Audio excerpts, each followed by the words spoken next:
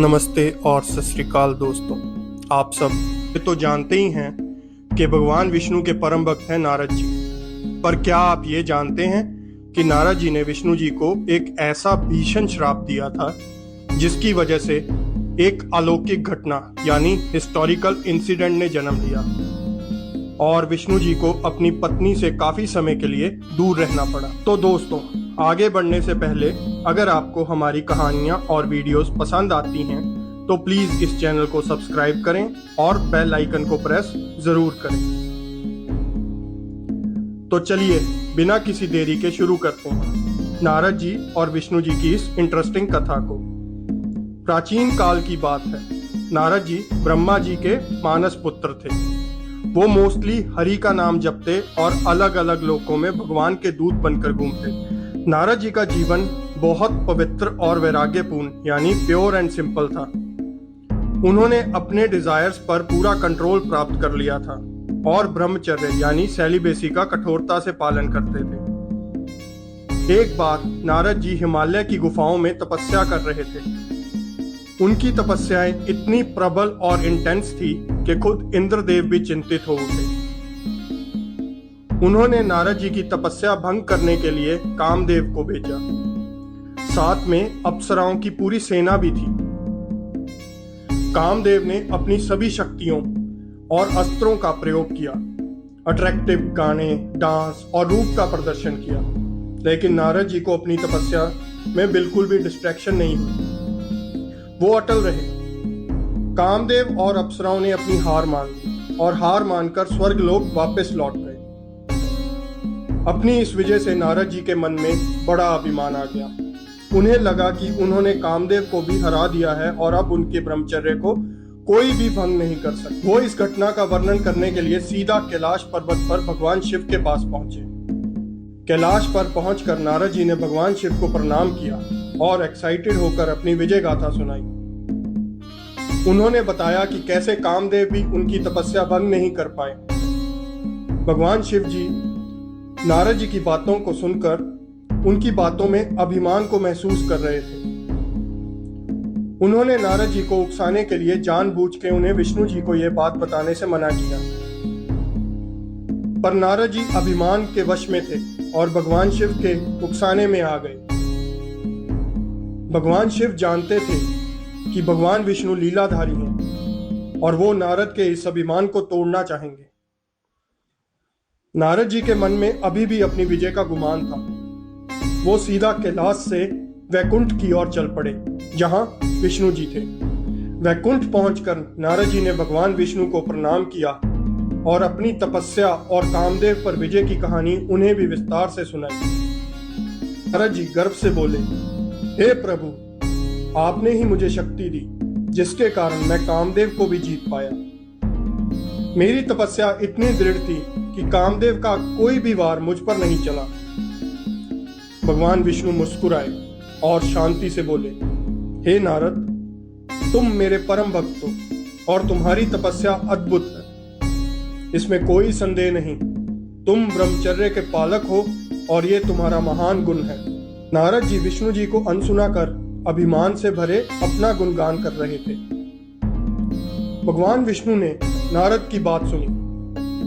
उनके मन में नारद के इस अभिमान को तोड़ने का विचार आ गया। उन्होंने अपनी माया का विस्तार किया। वैकुंठ से लौटते समय नारद जी भगवान विष्णु की माया से निर्मित एक नगर से होकर गुजरे। ये नगर इतना सुंदर था कि नारद जी भी उसे देखकर मोहित हो गए।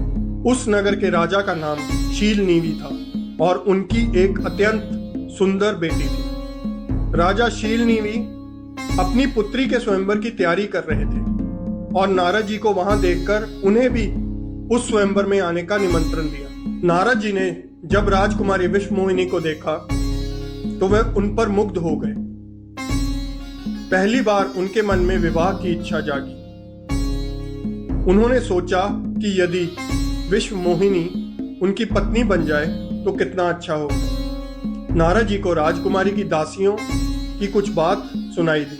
वो आपस में बात कर रही थीं कि राजकुमारी श्री हरि विष्णु को ही अपने पति के रूप में स्वीकार करेंगी। नारद जी ये सुनकर बहुत दुखी हुए पर फिर उन्होंने सोचा कि वो भगवान विष्णु के परम भक्त हैं। अपनी इस इच्छा को लेकर नारद जी तुरंत विष्णु जी के पास पहुंचे। उन्होंने विष्णु जी को सब कुछ बताया कि वो राजकुमारी से विवाह करना चाहते हैं, परंतु राजकुमारी सिर्फ हरि को ही अपना पति स्वीकार करेंगी।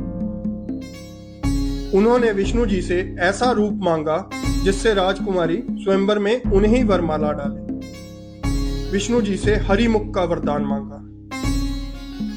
भगवान विष्णु मंद मंद मुस्कुराए और नारद जी को हरिमुख का वरदान दिया। हरि शब्द के कई अर्थ होते हैं, जैसे भगवान विष्णु, और एक और अर्थ है जैसे बंदर यानी वानर। भगवान विष्णु ने नारद को वरदान दिया हरिमुख यानी बंदर जैसा मुख।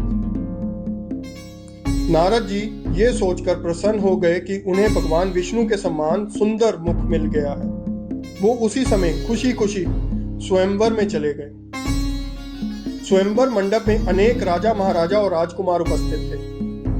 नारद जी भी सबसे आगे जाकर बैठ गए, ये सोचकर कि उनका हरिमुख देखकर राजकुमारी उन्हें ही चुनेंगी। लेकिन जब राजकुमारी वरमाला लेकर आगे बढ़ी तो उन्होंने नारद जी को अनदेखा कर दिया और सीधा भगवान विष्णु के पास गई, जो स्वयं एक राजा के वेश में स्वयंवर में उपस्थित थे, और उन्हें वरमाला पहना दी। ये देखकर नारद जी को बड़ा आश्चर्य हुआ। वो समझ नहीं पा रहे थे कि ऐसा क्यों हुआ। तभी वहां बैठे दो शिवगणों ने, जो भगवान शिव के कहने पर नारद जी की लीला देखने आए थे, नारद जी का मजाक उड़ाना शुरू कर दिया। वो सब नारद जी को अलग अलग नाम लेकर चिढ़ाने लगे। कभी उन्हें वानर ऋषि कहते और कभी बंदर मुनि। नारद जी को शिवगणों की बातों पर विश्वास नहीं हुआ। उन्होंने अपने पास पड़े पानी में अपनी परछाई देखी। जो देखा उससे उनके होश उड़ गए। उनका मुख किसी बंदर जैसा दिख रहा था। उनका सुंदर मुख एक बंदर के समान हो चुका था। उन्हें लगा जैसा किसी ने उनके साथ बहुत ही गंदा मजाक किया हो। उन्हें अपनी इंसल्ट पर बहुत गुस्सा आया। गुस्से और अपमान से भरे नारद जी तुरंत स्वयंवर छोड़कर वैकुंठ चले गए। वहां भगवान विष्णु अपनी नवविवाहित पत्नी के साथ थे। नारद जी ने देखा कि भगवान विष्णु के मुख पर वही स्माइल थी जो उन्होंने हरिमुख का वरदान देते समय। नारद जी ने गुस्से में उन्हें कपटी कहा, उनके साथ ऐसे धोखे के लिए उन्हें कोसा। नारद जी गुस्से में बोले, आपने मुझे हरिमुख के नाम पर बंदर का मुख दे दिया, मेरी तपस्या और मेरे ब्रह्मचर्य का उपहास किया। भगवान विष्णु ने शांति से उन्हें समझाया, नारद शांत हो जाओ, ये सब मेरी लीला थी। नारद जी गुस्से में कांप रहे थे। गुस्से में बोल उठे, कैसी लीला? मेरे अपमान की लीला? मैं आपको श्राप देता हूं। जैसे आपने मुझे मेरे प्रेम से दूर किया, वैसे ही एक दिन आपको भी अपने प्रेम से वियोग सहना पड़ेगा, और उन्हें ढूंढने के लिए, वापस पाने के लिए आपको वानरों की सहायता लेनी पड़ेगी, क्योंकि आज आपने मुझे वानर का रूप दिया है। नारद जी को इतना गुस्सा था कि उन्होंने भगवान विष्णु को ही श्राप दे डाला। उनके श्राप के पश्चात भगवान विष्णु ने अपनी माया समेट ली। राजकुमारी और वो मिस्टिकल सिटी सब गायब होने लगा। तब नारद जी को अपनी गलती का एहसास हुआ। उन्होंने भगवान विष्णु से क्षमा मांगी। भगवान विष्णु ने नारद जी को बताया कि उन्होंने नारद जी की भलाई के लिए ये लीला रची थी। उन्हें अपनी तपस्या और ब्रह्मचर्य पर अभिमान हो गया था, जो किसी भी भक्त के लिए अच्छा नहीं है। उन्हें इस अभिमान से मुक्त करने के लिए ये लीला रची गई। नारद जी को अपनी भूल का पश्चाताप हुआ।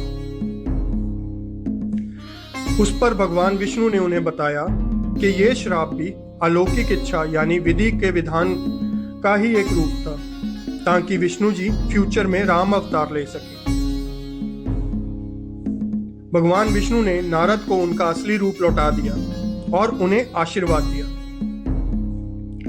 इस घटना के परिणाम त्रेता युग में राजा दशरथ के पुत्र राम के रूप में जन्म लिया। सीता हरण के बाद उन्हें सीता के वियोग में भटकना पड़ा और उन्हें वानर सेना, विशेषकर हनुमान जी की सहायता लेनी पड़ी, ठीक वैसे ही जैसे नारद जी ने श्राप दिया था। तो दोस्तों, ये थी नारद जी और भगवान विष्णु की अद्भुत कथा, जो हमें ह्यूमिलिटी और भगवान की असीम कृपा का पाठ पढ़ाती है। आई होप आपको ये कहानी पसंद आई हो। ऐसे ही और इंटरेस्टिंग कहानियों के लिए हमारे चैनल को सब्सक्राइब करना ना भूलें। अगले वीडियो में फिर